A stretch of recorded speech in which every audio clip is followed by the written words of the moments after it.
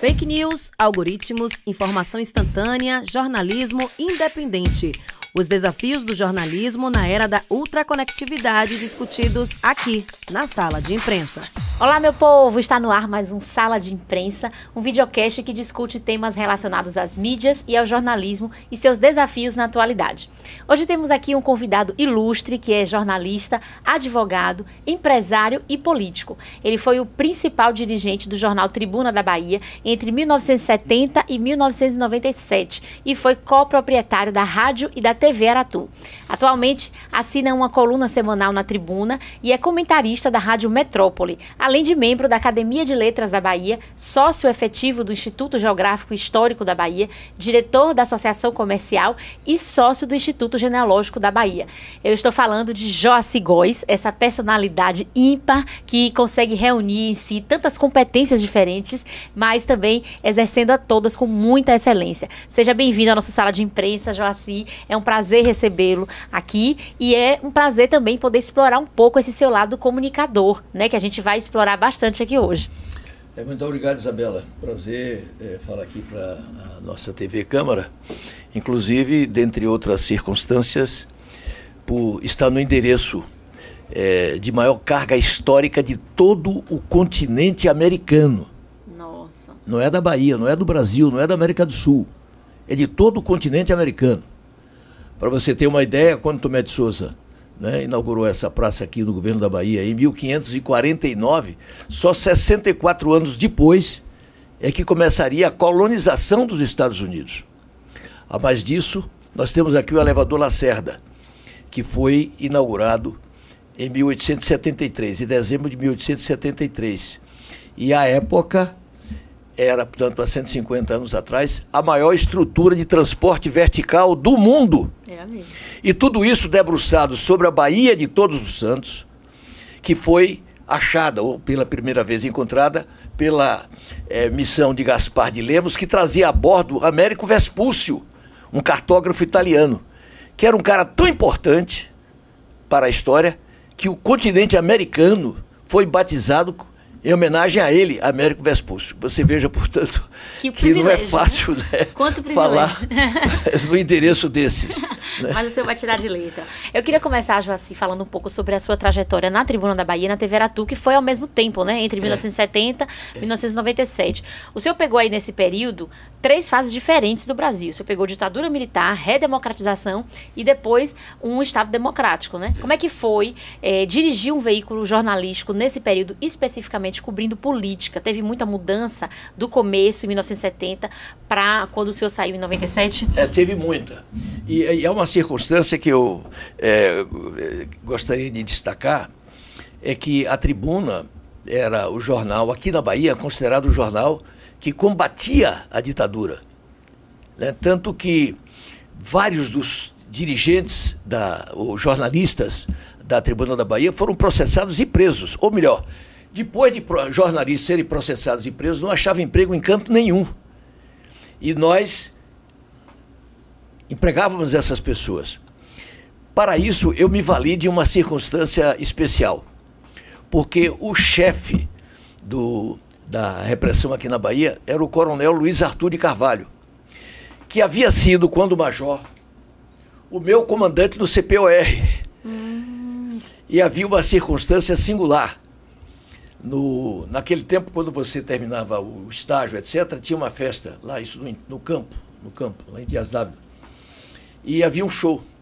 E uma parte interessante do show era quando os alunos, os cadetes, imitavam personalidades. Me lembro que um imitou Juscelino Kubitschek, que era uma perfeição, e por aí lá vai. Aliás, teve um que imitou um capitão médico, mas o capitão médico era meio debochado. O capitão foi punido e ele foi punido por ter... E eu imitava a voz do Luiz Arthur, que era uma voz poderosa. Sim. Uma voz muito poderosa. E ninguém... Eu dei ordem de comando e todo mundo obedeceu pensando que era o Major Luiz Arthur. E isso gerou uma tolerância dele. E eu, então, usava dessa tolerância, botei para fora gente lá da Polícia Federal que foi censurar o jornal, por falta de... o coronel me ligou. Mas Joacim, você bota... o que é que eu posso fazer? Eu digo, mande gente educada para cá. Esse cara não tem gabarito para aqui e tal. Inclusive, Emiliano José, que está aí, sim, pode perguntar a ele. A resistência que nós fizemos para colocar Emiliano José trabalhando lá e tal. Então, essa foi a fase. A segunda fase... uma fase não teve mais a ver com militar, mas foi a briga da Tribuna da Bahia com Antônio Carlos Magalhães. Sim. Comigo, particularmente, foi uma briga. 7 anos a Tribuna ficou sem receber um anúncio oficial. Foi mesmo. E os particulares, e no período que eu fiquei na Tribuna, eu somava o dinheiro que eu perdia e colocava numa imaginária caderneta de poupança. Uma caderneta de poupança imaginária. E ia corrigindo o valor. E quando eu fiz a doação, esse é outro detalhe importante, em 1997, é o primeiro caso que eu conheço, eu saneei a Tribuna, assumindo todo o passivo da Tribuna, a totalidade do passivo, inclusive passivo trabalhista, e fiz uma doação aos jornalistas. Eu ainda sou dono das máquinas de lá, mas não cobro nada por isso. Dono das máquinas. Então, o prejuízo que eu tive na Tribuna, totalizado, por esse método que eu estou mencionando, chegou a 52 milhões de dólares. Foi mesmo. Em 7 anos. E dentro desse período? Dos 7 anos. Sim. E no outro período comum não dava dinheiro também. A mídia era muito baixa, era muito pequena. Jornal na Bahia sempre foi uma coisa difícil. Você vê que à tarde, a partir do momento em que a Tribuna entrou, o Jornal da Bahia provocou um certo abalo. A Tribuna, quando entrou, à tarde foi perdendo substância, e praticamente... ela ficou entregue a quem quisesse chegar lá e tomar. Hoje está com um empresário muito rico, né? Que mantém a tarde, mas certamente é um jornal deficitário, com absoluta certeza. Sim, então o senhor trabalhou na Tribuna, já que teve esse prejuízo todo, o senhor ficou à frente da Tribuna durante todo esse tempo, anos. Mas por uma questão de ideologia política, de amor? Cada um de nós traz dentro de si, e dizem que a principal razão psicanalítica ou oculta da profissão de jornalista é que ele é um indivíduo que traz dentro de si o desejo de mudar o mundo. E, democraticamente, para mudar o mundo, o caminho melhor é o caminho da mídia, né? Então, todos nós temos esse desejo. Eu sempre escrevi desde cedo, sempre gostei e tal, etc. E o jornal, como todos sabem, é o veículo de comunicação, pelo menos nos últimos 1000 anos, vamos dizer assim, né? Mais popular. Mas e aí, depois, quando veio a redemocratização, né? O senhor falou que foi perseguido por ACM, quando estava à frente da Tribuna, e depois, quando veio a redemocratização, muita coisa mudou nessa questão do fazer jornalístico? Assim, é evidente que aí vivemos todos um momento novo, né? Completa liberdade de você opinar e você dizer. Isso foi uma mudança absolutamente sensível e de grande importância. E ao longo desse tempo que nós estivemos lá, nós experimentamos muitas coisas novas. Inclusive, chegamos a ser, de longe, mas de longe mesmo, o jornal mais influente no estado de Sergipe. As perseguições políticas, elas continuaram depois da redemocratização? As restrições, não, aí o Estado, Valdir Pires assumiu o governo. No tempo de João Durval, João Durval é um democrata mesmo, foi apoiado por Antônio Carlos Magalhães, ele começou a fazer abertura. Sim. Ele começou a fazer abertura. É um homem com aquela aparência, né, de pessoa tímida, etc., mas é um sujeito de grandes qualidades, o João Durval. Então ele teve até, com Antônio Carlos Magalhães, alguns desentendimentos por isso, né? Mas depois eu tive o confronto com o Antônio Carlos na Constituinte, bati forte nele, aí eu era constituinte, tinha tribuna para isso, né? E tive com ele o confronto mais duro que ele já recebeu na vida, né? E o tempo passa, tudo passa na vida, né? Mas eu achei que o jornal, eu estava um pouco cansado disso, né? É uma atividade exauriente, essa atividade de dirigir jornal, é uma coisa louca, né? Porque tudo o que acontece de ruim contra as pessoas, elas têm a impressão que foi você que fez. Entendeu? E o que acontece de positivo foi o jornalista amigo dele que fez.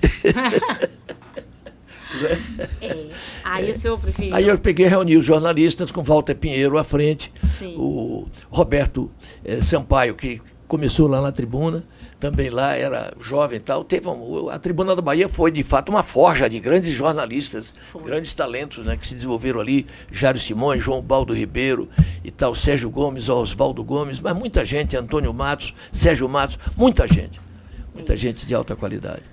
Agora, mudando um pouquinho de assunto, mas depois a gente volta, a gente ficar nesse bate-bola aqui e voltar um pouquinho para a sua carreira. Mas aqui no Brasil a gente tem uma política de concessões públicas de rádio e TV. Eu falo porque o senhor era da TV Aratu também, né? O senhor dirigia ao mesmo tempo TV Aratu e a Tribuna. E aqui a gente tem uma política muito fechada de concessões, né? Não é todo mundo que pode ter uma concessão pública de rádio ou de TV. E aí, assim, como é que o senhor acha que essa política de distribuição afetou os rumos políticos do país? Olha, afetou num sentido. Aliás, a minha briga com o Antônio Carlos Magalhães na Constituinte foi exatamente essa. Eu denunciei como ministro das Comunicações por estar influindo no voto do Constituinte.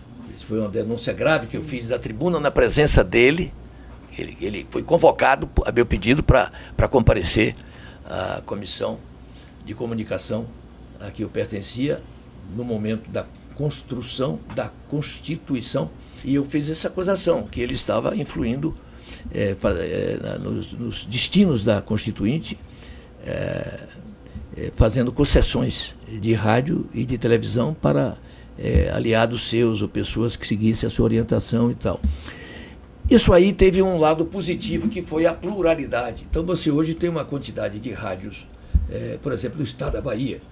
O estado da Bahia tem 417 municípios. Eu não posso lhe dizer quantas rádios há, mas eu lhe garanto que na Bahia tem mais de 417 rádios. Sim, com certeza. Entendeu? Ao tempo em que eu era criança, por exemplo, você tinha 4 rádios na Bahia. 4. Entendeu? Hoje você tem talvez 1000 rádios na Bahia. O processo de competição vai liberando isso. Você vê, por exemplo, no caso dos bancos, no Brasil, um sistema muito rígido. Nos Estados Unidos é liberal. Quem quiser pode abrir o seu banco, preencher os requisitos, abre.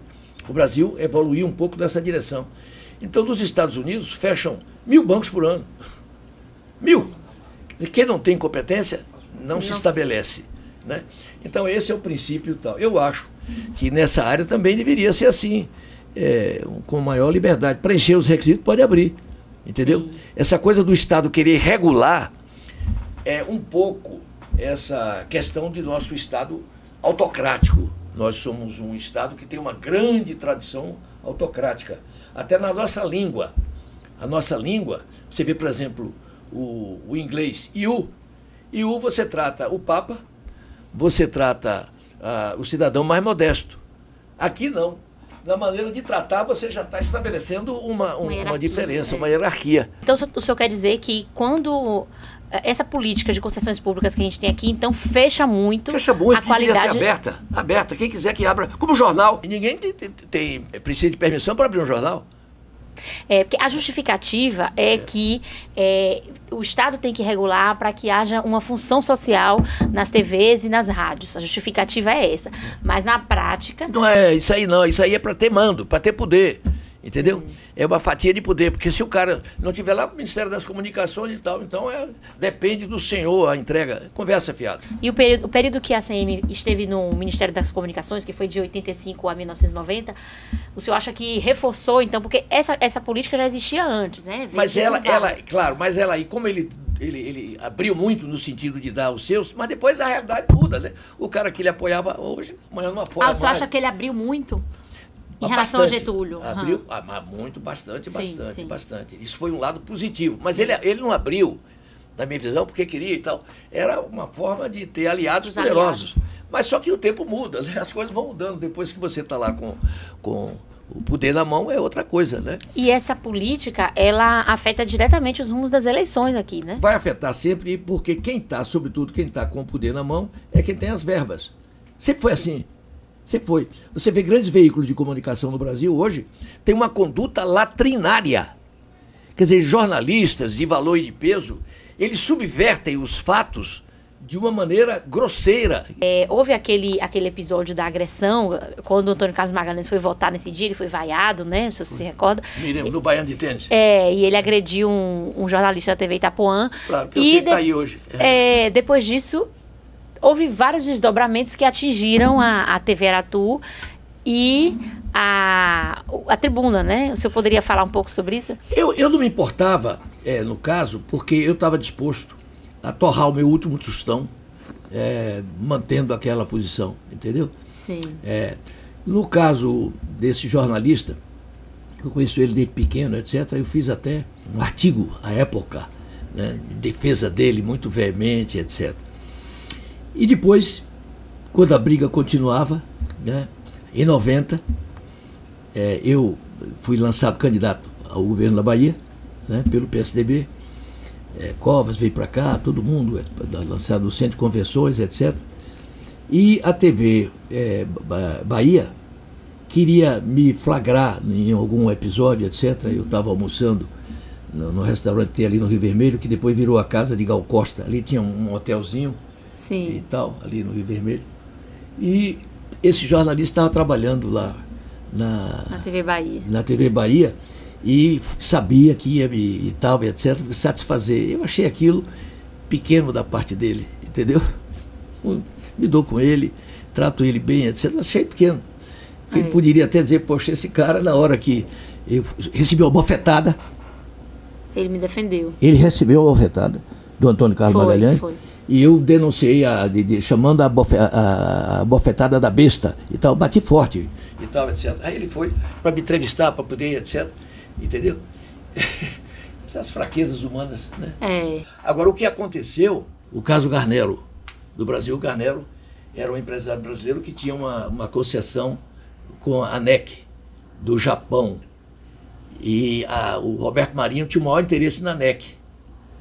E o Antônio Carlos queria a concessão da Aratu, que era primorosa como parceira da Globo Nacional. Estava para vencer, e aí o Roberto Marinho ofereceu. Isso eu apurei tudo, foi daí que nasceu a CPI da NEC. Sim. Aí eu apurei. O Roberto Marinho ofereceu ao Antônio Carlos $4 milhões, e ele recusou. Eu não conheço um caso, eu sou justo, que Antônio Carlos tenha recebido propina. Nunca eu conheci um caso na minha vida. Ele usava o poder e benefício pessoal para ter influência, mas de receber dinheiro, nunca eu ouvi dizer na minha vida. Não, não quero não, Roberto, eu não quero. Eu quero a concessão. A concessão.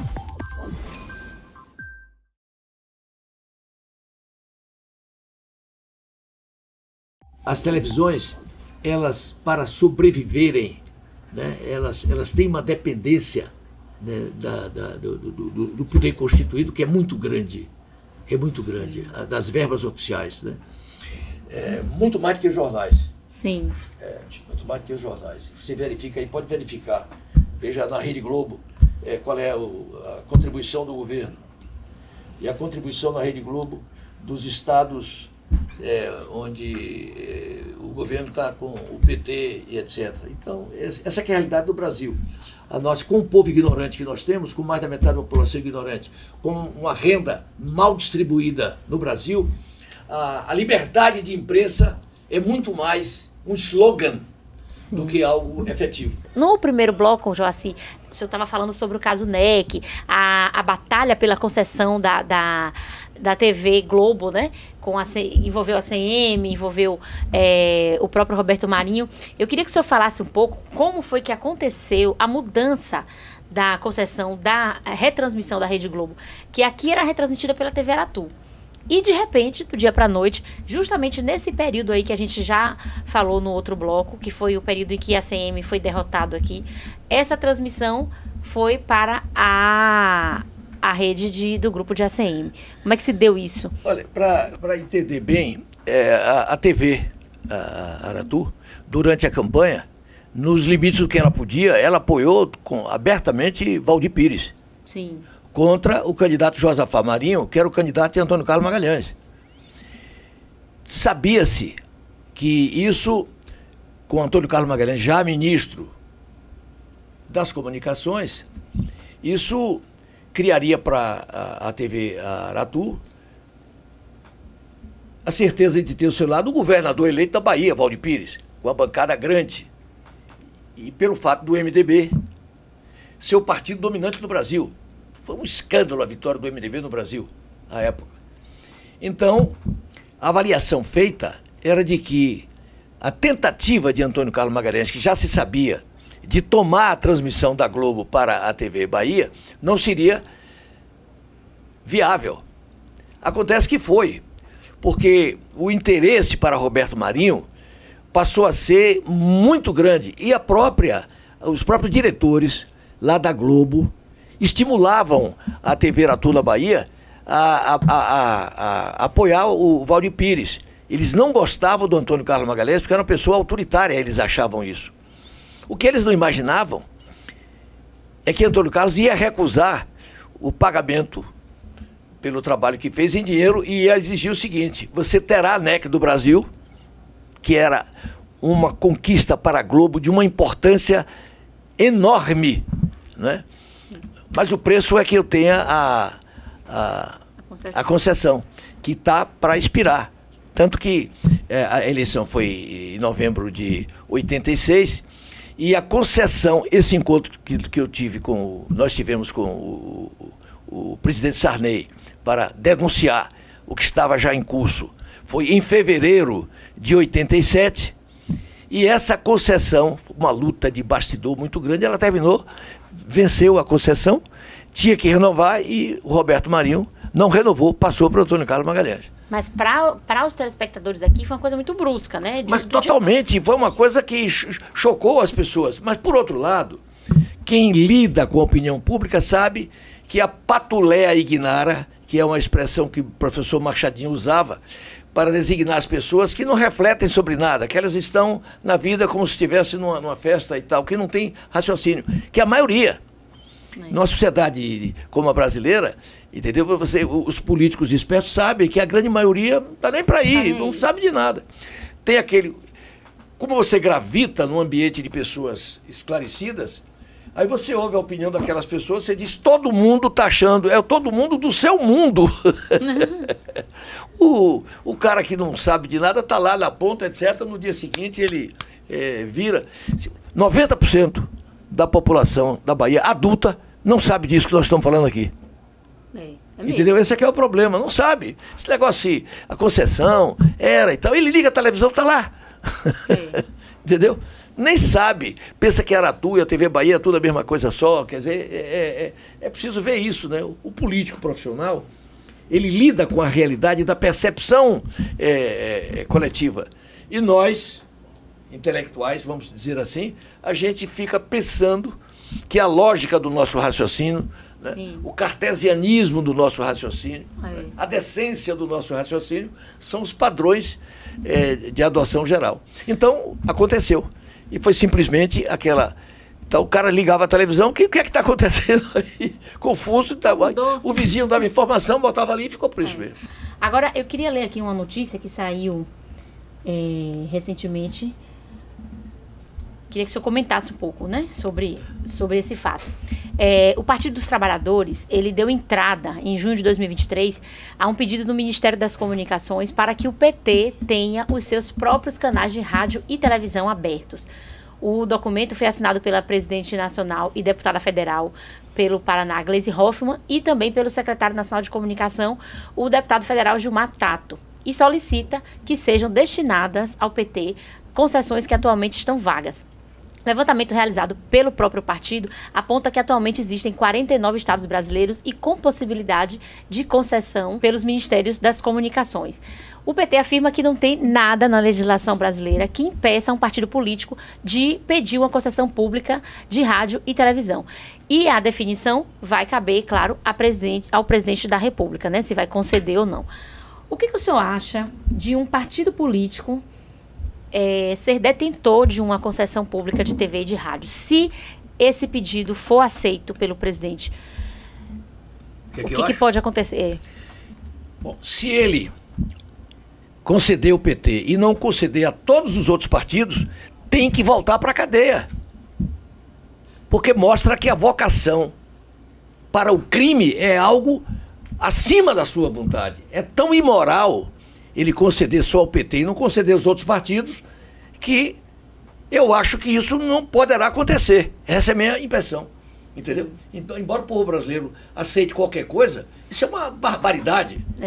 Mas assim, eu acredito que abrindo para o PT, ele vai abrir porta para os outros, porque ele os outros não vai vão conceder. pedir. Ele gostaria de conceder, mas ele não vai conceder porque o Congresso também não vai dar. Sim. O Congresso, ele não tem maioria no Congresso. No caso de, digamos que ele conceda Sim. para o PT e acabe tendo que conceder também para os Pra todo outros. mundo.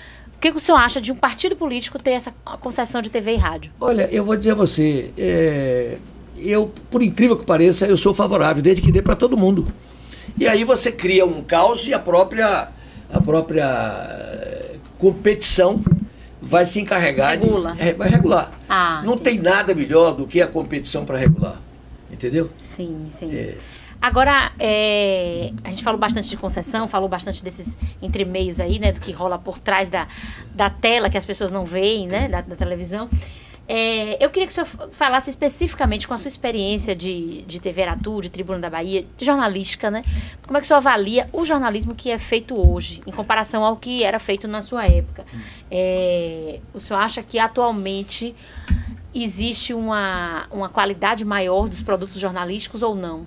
Pouca gente sabe disso. O maior jornalista brasileiro de todos os tempos, sabe quem foi? Quem? Rui Barbosa. Ele era jornalista também, além de jurista, né? Claro, mas ele compreendia que o discurso que ele fazia lá no Senado, o discurso que ele escrevia, conferência, etc. Então, com aquele povo todo analfabeto, o que é que ocorria? O jornal, o cara que sabia ler, pegava o jornal e aí no bar onde ele frequentava, ali no café, etc., ele lia e as pessoas ouviam ali, debatiam, era o meio de comunicação. Tanto que a notoriedade dele, ele era naquele tempo, né, que não tinha rádio, nem tinha televisão, mas ele era conhecido no Brasil todo. E quando ele foi representar o Brasil nas conferências de Haia, ele tinha essa percepção e ele se entendia com os jornalistas, ele compreendia o valor da comunicação. Ponto. Então isso era muito fácil de lidar. Hoje a comunicação, inclusive, saiu da própria televisão, já perdeu lugar aqui para o celular. Sim. Já perdeu lugar para o celular. A mídia interpessoal, e houve um certo equilíbrio. O rádio voltou a ter muita força. O cara que trabalha no eito, na enxada, etc., ele bota o radinho dele aqui e ele está escutando coisas. Então você tem um fracionamento brutal. Há coisas que acontecem na televisão, inclusive na grande televisão, que você conversa com a pessoa, ele não sabe de nada. Quer ver? Assiste o Jornal Nacional de hoje e conversa no fim da tarde de amanhã com alguém sobre um assunto palpitante. Você vai ficar tola de verificar como certas coisas de grande importância, o cara não tem a menor noção disso. Então você tem uma grande fratura, né, no processo de comunicação.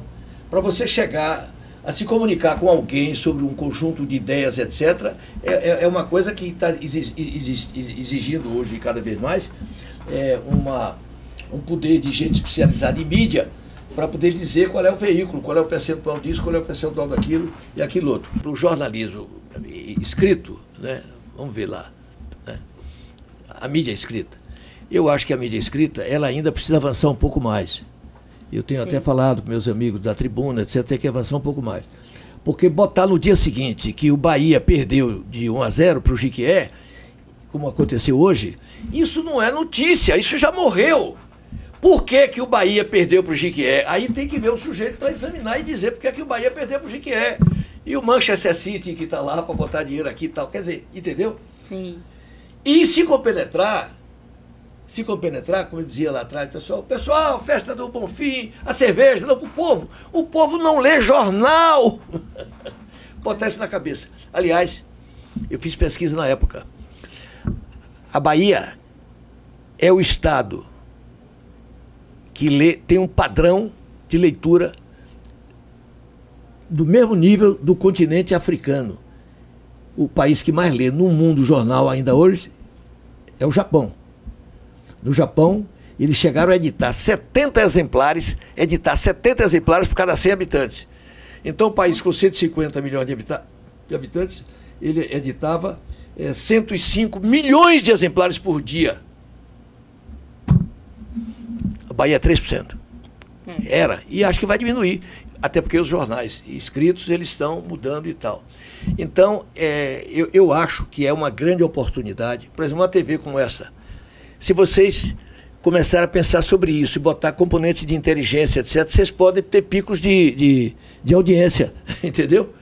Se tem que saber o que é que deve dizer o cara, o que é que ele está querendo, não querendo, mas ele está querendo resolver os problemas dele, problemas da sua existência, problemas da sua diversão também e tal. Então isso é uma coisa que abre oportunidade para todo mundo. É isso. Né? Agora, para finalizar, Joacy, o senhor acha que a imprensa ela ainda é o quarto poder hoje? Olha, se ela não for o quarto, ela é o quinto.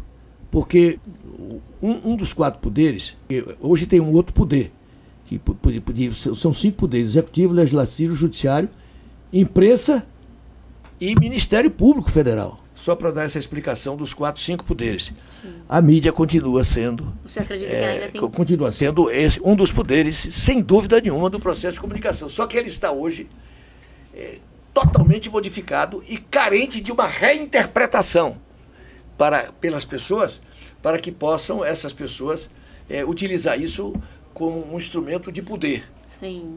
Eu vou te fazer a mesma pergunta que eu fiz para a Cíntia Kelly, jornalista política que a gente recebeu aqui. O senhor acha que a mídia hoje consegue mudar os rumos de uma eleição, como mudou em 1986, 86, se eu não me engano, a eleição de Lula e Fernando Collor? O senhor acha que isso pode se repetir hoje? Pode, como aconteceu, porque você tem que incluir na mídia as redes sociais. O senhor está considerando claro, o conjunto. Claro. Até porque isso aqui é o maior poder hoje. Sim. Só que aqui está muito difuso, mas você não se compara. Outra coisa, nunca ninguém leu tanto no Brasil como hoje. Pode ler e tal, etc. E por isso que o pessoal, quando começa a escrever coisas para mim, meus funcionários, etc., eu digo, olha, escreva português correto. Não aproveite da velocidade para poder... E eles sabem e se preocupam. E acho que isso está... Você lê muito hoje, lê aqui. Sim. Lê aqui, lê aqui, lê aqui. Então, o mais poderoso instrumento de comunicação é esse aqui de todas. De todas as mídias, as redes sociais são, sem dúvida alguma, a mais poderosa, né? Joacy, infelizmente, a gente vai ter que encerrar esse programa. Eu gostaria muito de ter mais tempo para a gente continuar conversando, saber um pouco mais dessas histórias de bastidor da comunicação e da política que o senhor tem trazido aqui para a gente. Mas, infelizmente, o nosso tempo é curto. Eu queria dizer que foi um prazer enorme recebê-lo. Uma honra ter aqui na nossa sala de imprensa uma pessoa com tanto conteúdo como o senhor. Olha, Isabela, para mim o prazer foi redobrado. E eu aprendi, dentre outras coisas, uma grande lição. Um grande programa como o seu, que ganha em prestígio cada vez maior, está explicado que só é possível graças à equipe que você tem aqui, de alta qualidade, né? Sem a qual o que nós estamos realizando aqui hoje, para esclarecer um pouco as pessoas, não seria possível. Com certeza, a gente tem uma equipe aqui de excelência, que eu acho que não perde nada para uma Rede Globo, como o senhor estava falando do conteúdo aí da Globo.